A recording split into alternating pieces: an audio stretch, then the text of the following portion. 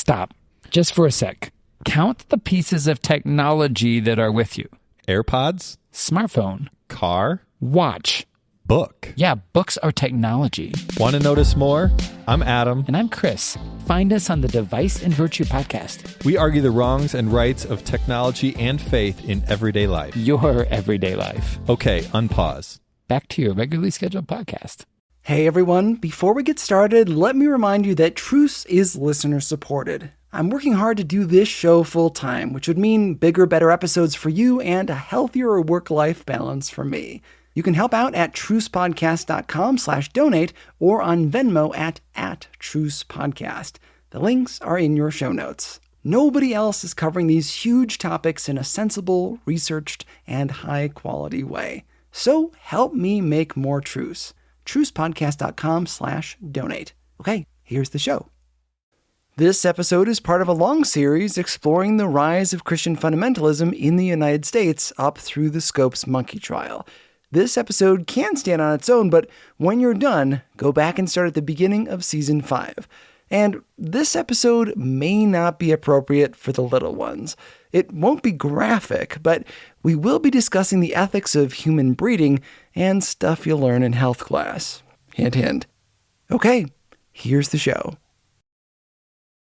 Well, the Jukes and the Calicacs are the kind of phrase that if you ask somebody in 1920 what they knew about them, it would be very likely that they would have heard about them. This is Paul Lombardo. He teaches at Georgia State University and is the author of 2 books. 3 Generations No Imbeciles, Eugenics, the Supreme Court, and Buck versus Bell, and another book on the same topic, A Century of Eugenics in America. The Jukes and the Calicacs are part of our national story here in the U.S., one that was repeated not just by word of mouth, but in study after study. Kind of like the Octomom a few years ago or the welfare queen of the Reagan administration. Stand-ins for a certain kind of poor person. A man named Dugdale went into the prisons in New York State and was counting heads, trying to find out where people came from and what their crimes were. And what he discovered was that there were a whole number of people in this family that he was finding who had the same name or were otherwise related by marriage or affinity. And he said, oh, these people seem to have descended from the same forebears. So going backwards, he found somebody which he named Margaret, the mother of criminals. And he traced her lineage through public systems, doing a family tree of sorts. Uncle so-and-so is in a mental hospital, kids in prison, relatives in jails and mental hospitals, tracking how many of them were somehow deficient. Then typing all of that up into a study. And so that early family study that focuses on people and institutions really turns out to be cited by everybody, even though the comments of the author were that the reason he was writing about this was to improve conditions and to get more help for people like this woman, Ada Jukes, or Margaret, the mother of criminals, who If she had been taken care of while she was pregnant, he said she wouldn't have ended up on the side of the road having this baby, and maybe all this expense and all this pain could have been avoided. The study was done to prove how much more money and effort was needed in the system to understand how this tragedy could happen, why so many members of one family were locked up in some public hold, kept away from society. Is there something we here in the U.S. could have done by way of prevention? And certainly at that point, the author is focusing primarily on environmental solutions and says as much very clearly, but his study is used later to prove the opposite point. As so often happens, we humans are not great at keeping things in context. We love to manipulate data to fit our agendas. Some said that if so many people in the same family were living off the system, it was proof that the deficiency wasn't in the system, it was passed through blood. This uses a bit of a logical leap.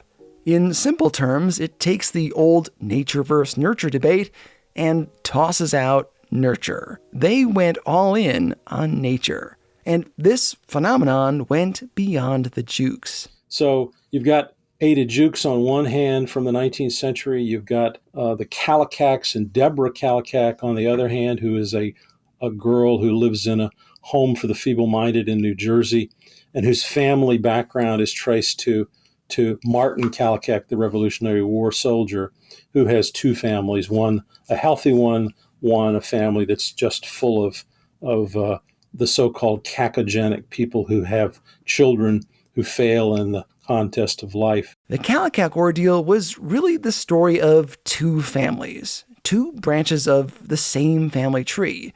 One branch that fit our ideas of a successful family, and one that fell short. The first within the bonds of marriage, the other out of wedlock. One popular interpretation of the Kallikak study was that marital status at the time of conception changed the quality of the children. If you were in school in the early 20th century, you would have heard of these stories, and they might have been used as kind of morality tales to show you how much living in the straight and narrow would get you a good heritage, and how the biblical comments out of the book of Deuteronomy or the book of Leviticus about how sins of the father descend unto the son, unto the third generation. You might have heard that in a sermon. It was common to hear it then. It's common to hear it now, actually. And it's still common to hear about the Jukes and the Kallikaks as being studies that prove the point, and how one can somehow be cursed into the third generation by the behavior of one's forebears. By the way, there are those who say that this generational curse in the Bible doesn't apply to today, but it would take too long to get into that. There's also a third study that is used as a kind of counterpoint. You've got the Jukes on one hand, which is this family that produces everybody who ends up in prison, but then you've got the Edwards family, the family of Jonathan Edwards, the famous minister, and all of his family is thought of as people who were upright and ended up productive members of society. Except maybe Aaron Burr, but yeah. Well, there you go. There's been a lot written on both of those and how imperfect, and that'd be a kind way of saying it, both of those studies are, and how they ignore many people in the background who were probably not the ones you'd want to focus on if you were trying to say that good heritage always gets you good results. The Jukes and the Kallikaks became useful bits of propaganda. Their story might urge society to pay attention to the legacy of poverty. But in the wrong hands, well, it tipped off one of the darkest chapters in American history. One that would shape the creation of Christian fundamentalism and spark the eugenics debate that is still going on today. You're listening to the show that uses journalistic tools to look inside the Christian church. We press pause on the culture wars in order to explore how we got here and how we can do better. I'm Chris Staron, and this is Truce.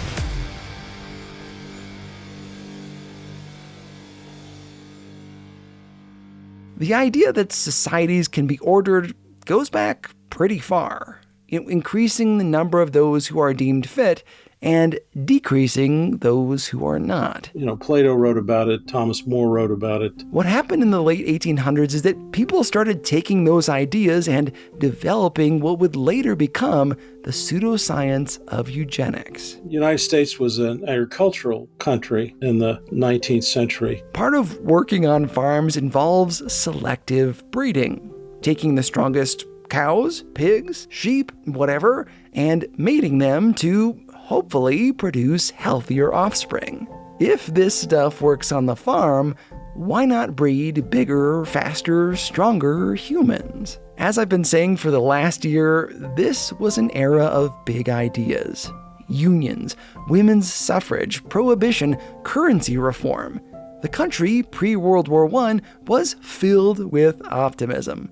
Together, we could solve all manner of problems through legislation and proper programs.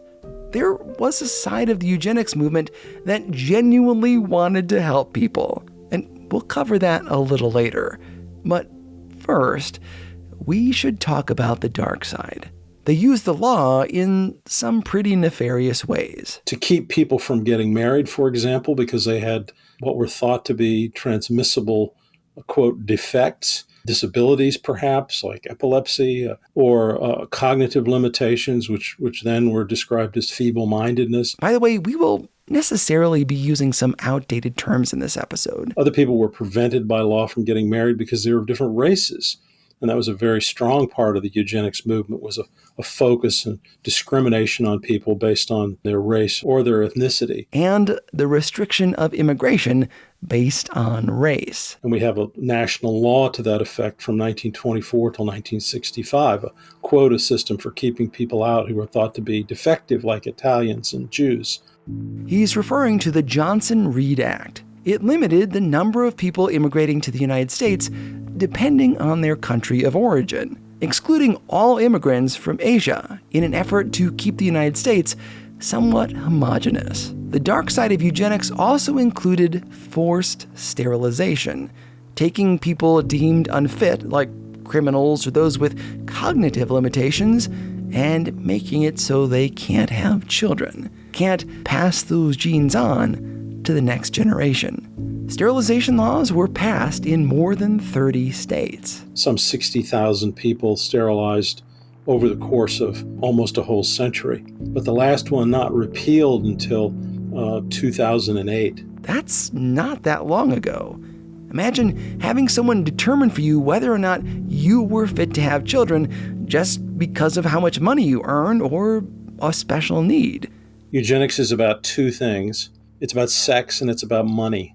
It's about sex because the focal point in eugenics is really about reproduction and who shall be allowed to reproduce and when should we be concerned about people who are on the way to reproducing, meaning who are sexually active.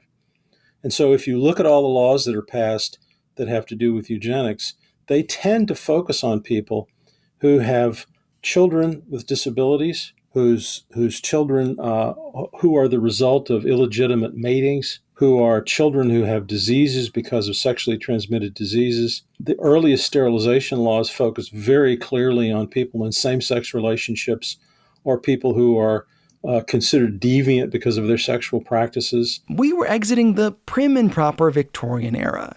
The 1920s saw an explosion of looser morals around dress and sex.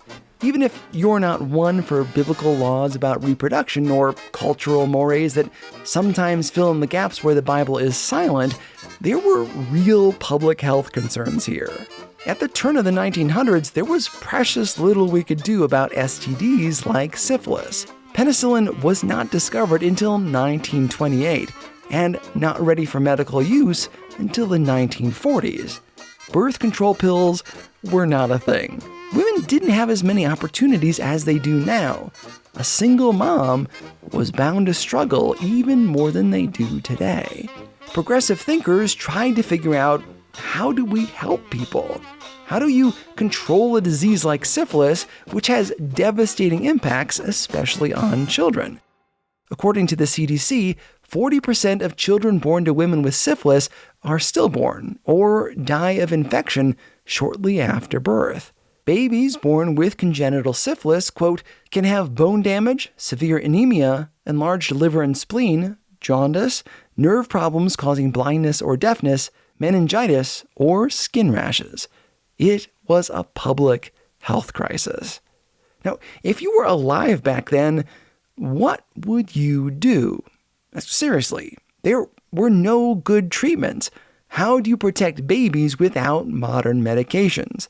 I mean, abstinence programs are one real option, but you can't control everybody. Some thought that the best way to address these problems was to sterilize those who were, quote-unquote, oversexed. And the second thing, money, also ends up baked into the law. The concern that is voiced for why we shouldn't let such people have children is because they end up raising our taxes. So the idea is that if we did away with the people who filled those places by not allowing them to have children, there wouldn't be any of those other people around because all of those conditions are somehow controlled by heredity. As with so much from this era, it was important to study the matter in at least a pseudoscience way. One of the leading American organizations for eugenics was the Eugenics Records Office, or ERO. Eugenicists thought it would be good to found an organization to warehouse family records and to promote their beliefs. The history of the ERO began in 1905 when Charles Davenport began giving lectures on the benefits of sterilization. He's a Harvard graduate. He teaches there. He teaches at the University of Chicago. The University of Chicago. Funded by the Rockefellers, it was the American home of modernist theology. Davenport starts giving lectures as early as 1905, talking about the need to eliminate the feeble-minded and the degenerate. Davenport is able to attract money. He's a great fundraiser. He's able to attract philanthropic money to the Eugenics Record Office. He says all other kinds of philanthropy, like just general charity, ought to be discouraged. Using money to take care of people just encourages them to breed. The better thing would be to lock them up so that they can't have children, segregate them, he says, or sterilize them so that they're physically unable to have children but can still go out and work and wouldn't have to be paid for with tax money. And the Eugenics Record Office, a nonprofit, became the clearinghouse for information. It's meant to be a place where records of families can be stored. It is the Eugenics Record Office, but it's also a place that does studies in heredity. To the point of even studying the genetic fitness of a couple before they got married and offering suggestions. The ERO had a lot of projects, but there is one in particular that I think is worth diving into. It was headed up by a guy named Harry Laughlin. He was a believer in sterilization. At one conference, he proposed that to accomplish their goal, they would have to sterilize 15 million people over 65 years. Laughlin put together a committee to study where eugenics laws worked and where they failed. There were already states doing forced sterilizations. Laughlin and the committee wanted those laws to be bulletproof in order to protect doctors and institutions from being sued. And eventually, even though he was turned down by a bunch of publishers, he eventually gets funding from a judge in Chicago and who gives Laughlin enough money to publish several thousand copies of this book and distribute them for free to people all around the country. The book included a model law, a document that could be adjusted to create a law in your own state if you so wished. This was a sterilization policy in a box. All it needed was someone to enact it in each state. Bringing us around to Virginia. Virginia plays a big role in this story, even though they didn't do the most surgeries. That title belongs to California. By 1922, 80% of sterilizations were done in California alone. Virginia is important for its national impact. A version of Laughlin's Law went into effect in 1924, just 1 year before the Scopes monkey trial. One of the law's biggest supporters was the Virginia Colony for Epileptics and Feeble-Minded, with its superintendent, Albert Priddy. When the law was passed, Priddy said, "Great, we've got the law now, let's start sterilizing people." And his lawyer, who was very prudent, said, no, doctor, we can't start yet. We have to make sure that the courts will uphold this law and its constitutionality. So we have to find a way of testing it. We have to get somebody to sterilize who will be our test case, and we have to run this through the courts to make sure that the courts believe this is constitutional, because if they overturn it and this patient sues you, then you could lose again, and this time you may have to pay. You'll notice when we talk about the Scopes trial in a few episodes that too was also a test case. And why is it that Carrie Buck seemed like the perfect person to use to test this? Well, according to Harry Laughlin, he'd been looking for a long time at cases, and they'd never found one where they had 3 generations of defect appearing sequentially in the same family. 3 generations. Carrie Buck, her daughter, and Carrie's mother. Carrie Buck was 17 years old and pregnant out of wedlock.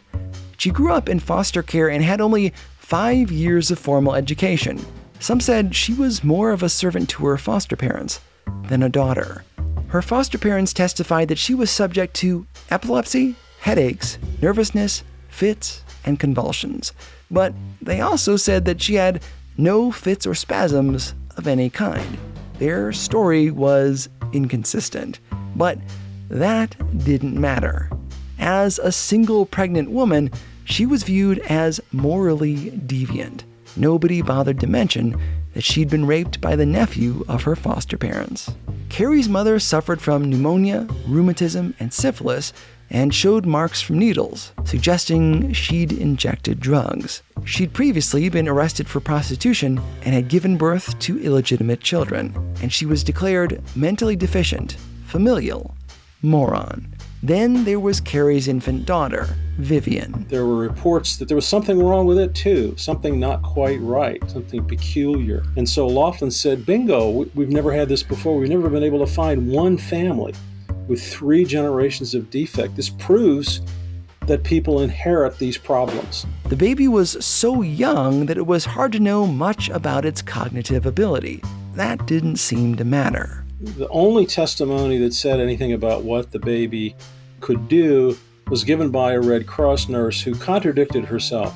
At one point she said, I don't really know that there's anything wrong with this baby. And then later, when she was called to testify, she said, I'm not sure, but I looked at the baby at the same time that I looked at another child of the same age. And there was something strange about her.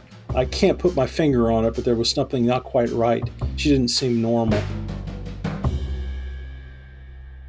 Carrie was appointed a lawyer named Irving Whitehead, a man whose conflicts of interest and lack of tenacity on behalf of his client would be comical in a movie, but in real life were quite tragic. He was a boyhood friend of Aubrey Strode, the lawyer arguing on behalf of the Virginia colony. He had been a member of the board of directors, one of the founding directors of the Virginia colony for the epileptic and the feeble-minded. He'd been an advisor to Dr. Priddy. He had voted in favor of sterilization even before the law was in place, and he had written privately to Dr. Priddy saying he was right to sterilize people. There was even a building on the campus of the Virginia colony named in honor of Irving Whitehead at the time of the case. You can hardly imagine an instance where a lawyer would be more prejudiced against his own client. During the 5-hour trial, Whitehead offered no evidence to defend Carrie and called no witnesses. The law was tried by the Supreme Court in 1927, just 2 years after the Scopes trial. Once the case was over, doctors felt more confident in performing these surgeries, not just on those institutionalized, but also on women who were thought to be loose. They might be told they were going in to get their appendix out, only to realize years later, after trying to have children, that they had been sterilized. Some 60,000 people were involuntarily sterilized in the United States. Mostly women, the poor, those with disabilities, and people of color. What's worse, the Germans were paying attention. Harry Laughlin, the man who wrote the test law, consulted with Germany and other governments. They had laws in place before Buck v. Bell, but the influence is obvious. And they borrow some from a law passed in California, from the law passed in Indiana, and also from the law passed in Virginia that was challenged in the Buck case. So by the time that the Nazis passed their law in 1933, it actually goes into effect in January of 1934, the Germans write a much more expansive law. It covers more people, and they use it much more aggressively. They sterilize 400,000 people in about 5 years. Buck v. Bell has never been overturned in the United States. But Paul was clear that since forced sterilization of this kind is not legal in any states, it doesn't make any sense to revisit it. There are, after all kinds of outdated laws on the books, and it would be difficult to rectify them all. Carrie Buck was sterilized, as was her sister.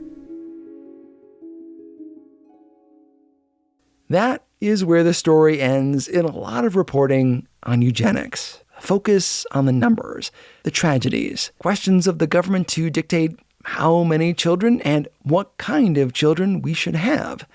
When we return, we'll go a little deeper to understand the roles that Christians played and the tangled knot we get into when we talk about eugenics.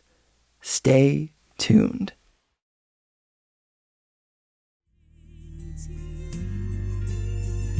This episode is brought to you in part by Aisha Marie, Signs of Life EP.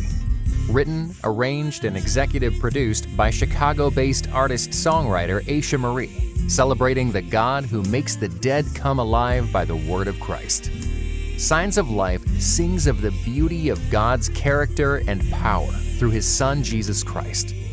The music production was handled by Runtrell Skinner and Terrence Holmes, a Chicago-based musical duo who collaborated with Aisha Marie to bring a genre-blending mix of traditional gospel, jazz, R&B, rock, and hip-hop fusion that appeals to a wide palette of music lovers. The Bible declares of Jesus Christ in John 1:4-5 that in Him was life, and life was the light of men. The light shines in the darkness, and the darkness has not overcome it. Signs of Life EP, out now. Visit aishamarie.com to learn more.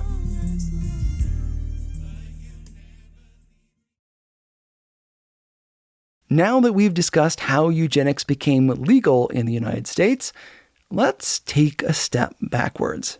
When this topic is usually discussed in podcasts, it's usually because podcast listeners love to be shocked, to clutch our pearls.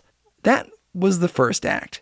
Let's go a step further and see not only how social movements led us to eugenics, but also how complicated this issue really is. It is vital if we're going to understand the battle fundamentalists waged against evolution in schools. First up, Darwinism. Though some of us like to blame him for it, Charles Darwin didn't invent eugenics. The term eugenics was coined by a man named Francis Galton in the late 1800s. He exhorted the better classes to breed more and suggested that government should be involved in setting limits on fertility. He also wrote but never published a utopian novel picturing a world in which governments controlled breeding, where the gifted won diplomas while the degenerates worked in hard labor. So Darwin didn't invent eugenics, but the term was coined by Galton, Darwin's half-cousin, and it's difficult to slice exactly where Darwin stood on eugenics. He seems to understand the utility of it, but also recognizes that our own human sympathy is the noblest part of our character. After his well-known book on the origin of species that we covered earlier this season, he published The Descent of Man. With savages, the weak in body or mind are soon eliminated, and those that survive commonly exhibit a vigorous state of health. We civilized men, on the other hand, do our utmost to check the process of elimination. We build asylums for the imbecile, the maimed, and the sick. We institute poor laws, and our medical men exert their utmost skill to save the life of everyone to the last moment. There is reason to believe that vaccination has preserved thousands who from a weak constitution would formerly have succumbed to smallpox. Thus, the weak members of civilized society propagate their kind. No one who has attended to the breeding of domestic animals will doubt that this must be highly injurious to the race of man. It is surprising how soon a want of care or care wrongly directed leads to the degeneration of a domestic race. But, excepting in the case of man himself, hardly anyone is so ignorant as to allow his worst animals to breed. In other words, Darwin stated his perceived utility in culling the human herd. While he was not the advocate for sterilization that Galton was, it's clear that he aligned himself with at least some eugenic ideas. I wanted to cover eugenics this season because it feels kind of fringy today, but this was mainstream stuff during the 1920s, the era of the modernist fundamentalist debate and the Scopes monkey trial. The decision to block teaching evolution in public schools goes much deeper than, say, a literal interpretation of the Bible. There was definitely some of that, but the battle also arose from a genuine concern over what it would mean to society to change our founding myth. If we weren't created by God out of dust, but are descendants of apes, what does that say about our intrinsic value? That is the problem that William Jennings Bryan had with evolution. Here again is historian Michael Kazin. He's the author of A Godly Hero, a biography of William Jennings Bryan. He becomes, a defender of the fundamentalist faith, so to speak, really around World War I, when he began to believe that one of the reasons why the world had descended into this really awful war called the Great War, the greatest war in history up to that point, 20 million people dying in it, was because people had moved away from God. People had moved away from the Bible.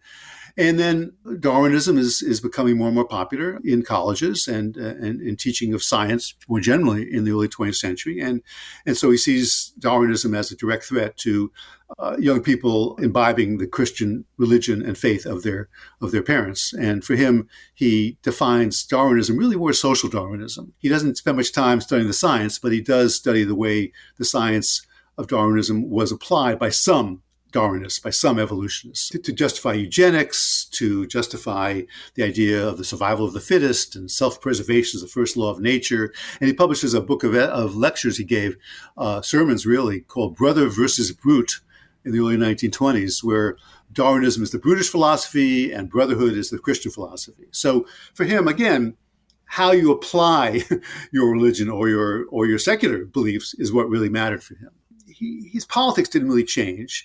He saw Darwinism as the enemy of a more humane politics, a politics of brotherhood and sisterhood, even though he sets himself against liberal theologians who accept many of the tenets of Darwinism. He sets himself against people on the left politically by the 1920s. He does it in the interest of his original ideals and his original beliefs, which don't change. Bryan was against the cruelty he thought would come from believing that we are nothing more than animals, which, again, may sound extreme to some listeners. But remember that humans are often driven by seemingly small changes in belief. Take the survival of the fittest, yet another concept that, surprisingly, Darwin did not invent. That claim goes to British scientist Herbert Spencer, though Darwin used the term in his writing. Darwin used it to refer to biology, that creatures evolved and those who survived were superior. Spencer inspired the social Darwinism movement that William Jennings Bryan so vehemently opposed. Spencer applied survival of the fittest to whole societies. His ideas went on to influence conquests and colonizations from guys like Teddy Roosevelt, though Spencer was, in fact, a pacifist. So it may sound simple when I say that Bryan was concerned about the outcome of teaching evolution in schools. He and many others were concerned about what it would mean to take humanity off of the pedestal of being made in God's image and reduce us to mere animals. Bryan was not the only one. Billy Sunday preached about the connection in his 1925 Memphis Crusade.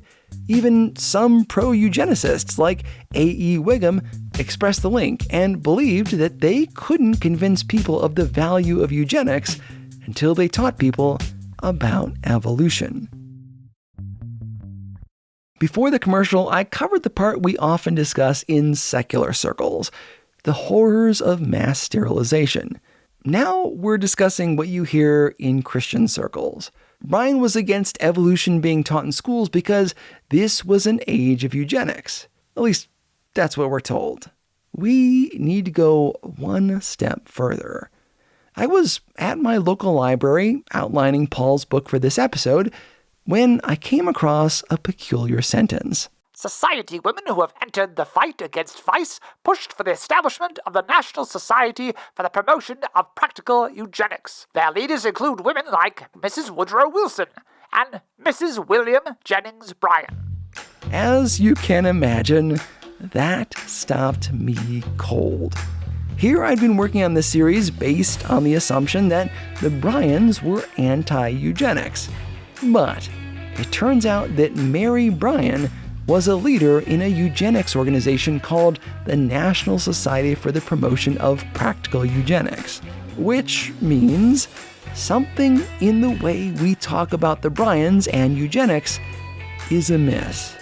Because there's also some evidence of Bryan himself praising well-known eugenicists.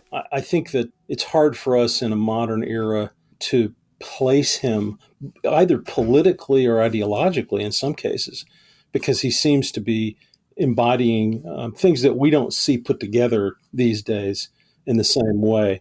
I wrote about Bryan and eugenics because I think the general notion was that because of his role in the Scopes trial, he was against eugenics. And I think that that's an accurate portrayal of his antipathy towards certain parts of evolutionary theory. He was very much against the kind of dog-eat-dog ideas of evolution. He thought it was a terrible idea to let the government practice what is now called social Darwinism, which is to say, don't help people out, just let them die if they're struggling, just let people sink or swim. And Bryan didn't like that idea. He thought that was unchristian. And yet, there is evidence that he sometimes said glowing things about eugenicists. He writes a column regularly, well into his later years, and it's all about Bible truth. And at the time that the Prohibition Amendment is passed, he says, we need to thank the ladies of the WCTU. That's the Women's Christian Temperance Union. For teaching us about eugenics. He thanked an organization for teaching eugenics. Not just any organization either. The WCTU was a premier women's movement, now most famous for its role in prohibition. You can find 2 episodes I did about it in season 2. They advocated for and were successful in getting mandatory textbooks included in many, many state schools. They were involved in so much of that era. Public health, the treatment of women, prohibition, education, far beyond just telling people not to drink.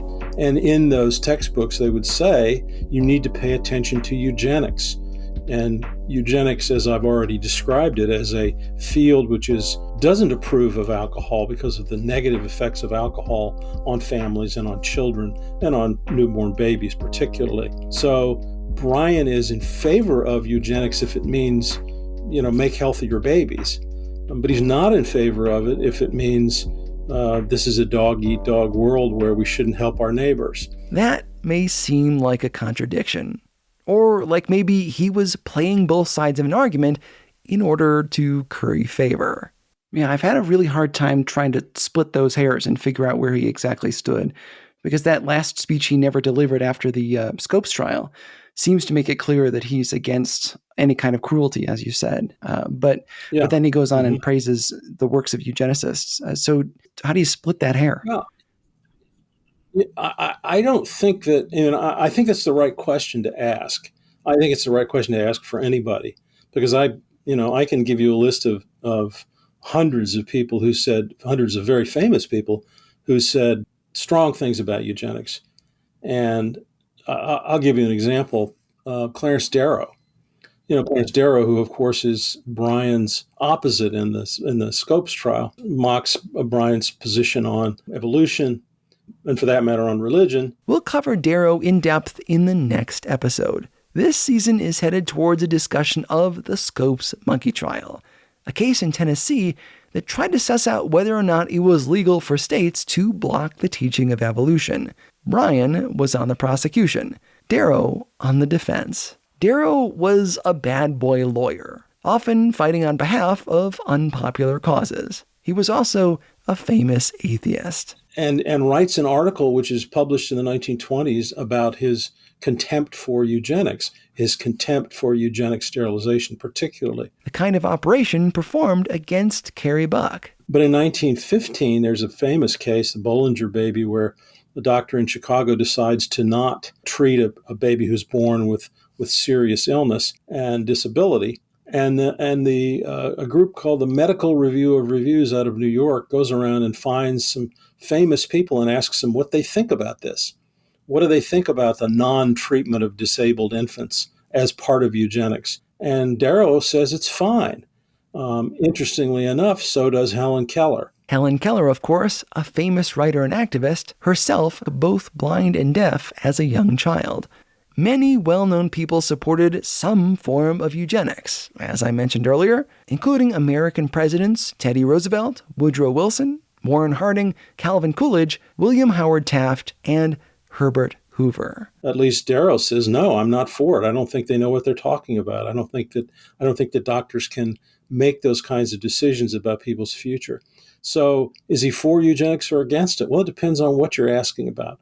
Depends on what policy you're talking about. Should we encourage healthy people to get married? Well, a lot of people would have said, sure, we should. Should we encourage people who can't take care of children to not have more children? Many people then and now would agree with that statement. But does that mean you should be called a eugenist? Well, if you're being honest about it, you do have to split the hair. You have to say, what does it mean when they say eugenics in that particular situation? What policy are they endorsing?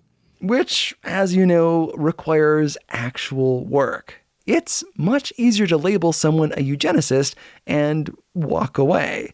But in the early 1900s, eugenics meant a lot of different things, from the simple study of how to raise healthy children to forced sterilization. It was a much broader term back then. I keep wanting to explain to people, no, it didn't mean that, not to everybody, whatever that was. So how do we get it wrong then? I think we get it wrong because we assume that an idea that's first pronounced in 1883 and that we're still using meant the same thing for every person who ever used it over 120 years. That's the first part. The second thing is we don't tie it to specific policies or specific behaviors. We just say it's a bad word. You're a eugenicist. Well, that's enough. That closes down the conversation. I think we don't remember that most people associated eugenics, especially in the early years, not with the kinds of things that we associate it with, which is sterilization and euthanasia and Hitler, but they associated it with this kind of smiling face. I have a whole presentation, which one of these days I'll have to send out to get published, about how eugenics was used as an advertising medium. I have thousands of ads in which the word eugenics appears, and it's used to sell products. The people on Madison Avenue, as early as 1910, knew that if you used the word eugenics, you could sell things because people associated it with positive outcomes. It was healthy. It was about preventing bad things. It was about having healthy babies. So there's eugenic baby carriages, there's eugenic foods, there's eugenic cosmetics, there's even eugenic motor cars. So in the early years of the century, if you said the word eugenics, the first thing that came into people's mind was not Hitler. It was smiling babies. So when we try to suss out whether William Jennings Bryan was actually against it or for it, things get complicated because our definition is much smaller than theirs was. Some form of eugenics was adopted by nearly every denomination of Protestantism, as well as with Jews and Catholics. It was most prominent among liberal members. That may seem odd. I spent a lot of time this season telling you that after the Great Reversal, it was liberal Christians who embraced doing good works and helping people. Surprisingly, it's that same progressive impulse that brought Americans around to eugenics. That's not to condemn the progressive movement, though you can certainly find podcasts that do. But in the early 1900s, there were competitions encouraging ministers to write sermons advocating for the use of eugenics and sterilization. As for Mary Bryan, William Jennings Bryan's wife, it has been difficult to nail down her beliefs as well. The Washington Post article that Paul referenced to demonstrate her role in a eugenics society starts out fairly innocently, naming a group of prominent women who listened to one of the strangest talks ever given them, dealing frankly and without reserve upon the vital question of sex hygiene, its relation to marriage, and the effects of different diseases upon the human race. The plan the women came up with was to offer the working females of Washington, D.C. access to a special clinic open after normal work hours. Remember, the country at the time was struggling with syphilis and how to treat it as sexual mores relaxed. The women at the meeting urged a return to the old puritanical ideals. So far, we probably wouldn't call this eugenics, right?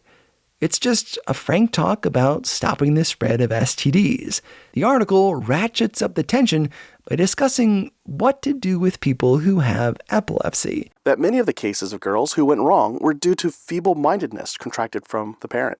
And you can see how this vision of eugenics was tied to alcohol, and why it was a concern for groups like the Women's Christian Temperance Union. If alcohol caused a rise in sexual activity, perhaps doing away with alcohol was the appropriate response. The article also states that the group advocated for segregating out certain types of people and also sterilization laws.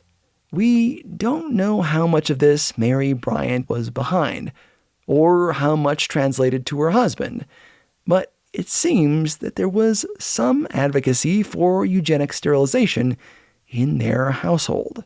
How far that went, neither Paul Lombardo nor the team at Nebraska History nor myself could really nail down. Bryan did praise the WCT's efforts at teaching eugenics, albeit in order to champion prohibition. He did the same while praising the works of a well-known eugenicist named Caleb Saleeby. Eugenics furnishes us with a strong inducement to restrain against immorality. Which sounds like he's all for eugenics. But he also said, Scientific breeding, as if man were an animal, is a false doctrine. Later, at the end of his life, in his final undelivered speech, he seems completely against eugenics. If that means he changed his mind or only supported some of it, disagreed with his wife, backed it only when politically expedient, I'm just not sure.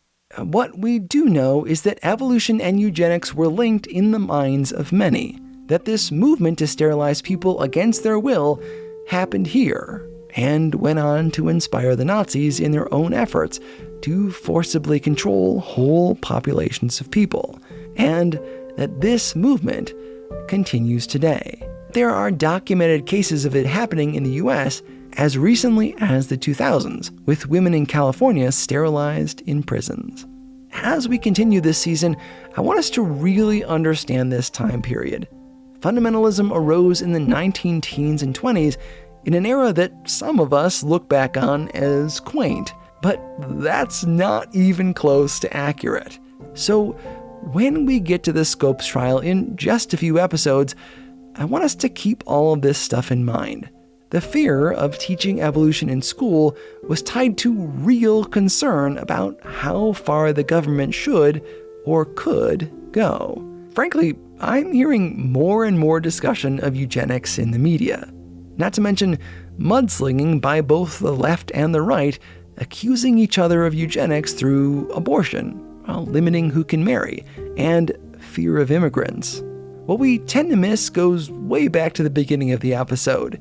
This question of nature versus nurture. We spend so much time talking about nature, genetics, that we forget the poor and downcast right in front of us. We move those with special needs out of the public eye, shy away from the mentally ill, and people with real needs. Before you shake your fist at people who did forcible sterilizations, ask yourself, where are the hurting people around you? You may not lock them up, but have you been shutting them out? Do you maintain hope for them, or do you write them off as octomoms, welfare queens, the jukes, or the calicacs?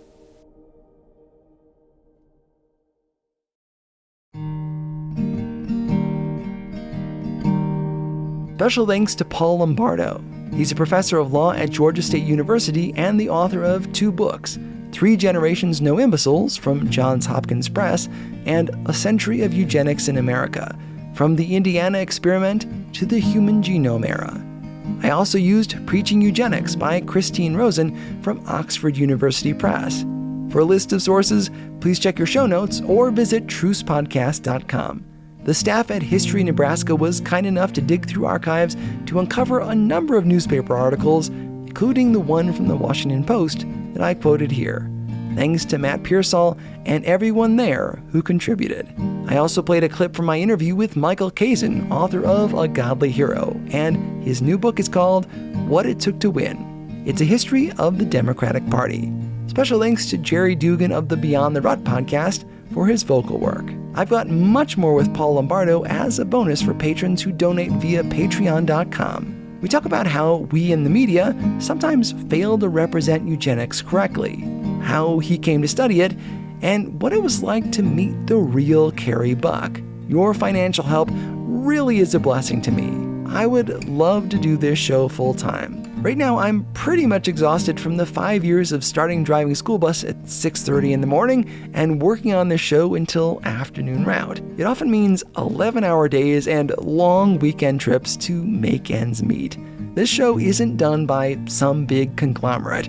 It's literally just me. But together we can send the message that fun, challenging, and intelligent media is possible in the Christian market. You can give via Patreon and get bonus episodes, but I can also take PayPal, check, or you can Venmo me at Truce Podcast. Special thanks to my brother Nick Starron, who did some vocal work today and is a great sounding board. Also, I would love it if you would tell your friends and family about this show. It would also be great if you'd leave positive comments on social media and in your podcasting app. Truce is a production of Truce Media, LLC. God willing, we'll talk again in 2 weeks. I'm Chris Starron, and this is Truce.